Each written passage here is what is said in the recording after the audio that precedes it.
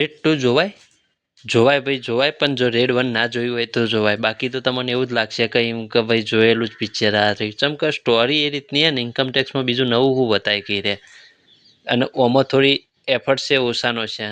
આગળ વાત કરીએ તો પહેલાં તમને કેરેક્ટરની વાત કરીએ તો અજય દેવગન ભાઈ 7 વર્ષ પહેલાં જે જોયું તો એના સ્વેગ, એના નોર્મલ સિમ્પલ ને કરારા જોરદાર. રિતેશ દેશમુખનો તો ઉપયોગ કર્યો નહીં. બાકી ભાઈ જે ઇન્ટરવલ પહેલાં જે એનું કેરેક્ટર જે બિલ્ડઅપ કર્યું હોય ને, પણ ઇન્ટરવલ પાસે પેલામાં જે પેલા ડોબા હોય ને એ તો તમને આહાર કરશે.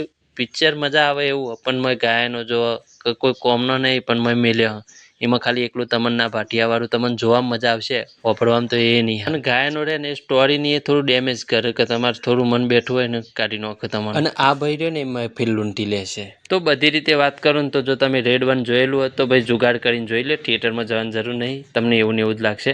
અને તમે નહીં જોયેલું તો તમે જઈ કહો, અને વધતા તમારી એમ કે ભાઈ રજાઓ હું બહેરાના છોકરાને જોઈને તો એક તમારે એન્ટરટેન કંટાળો નહીં આવે, મજા આવશે. એમ તો કોઈ ખોટી વસ્તુ નહીં, પણ એમ કે જોયેલું છે તો જોયેલા જેવું લાગશે.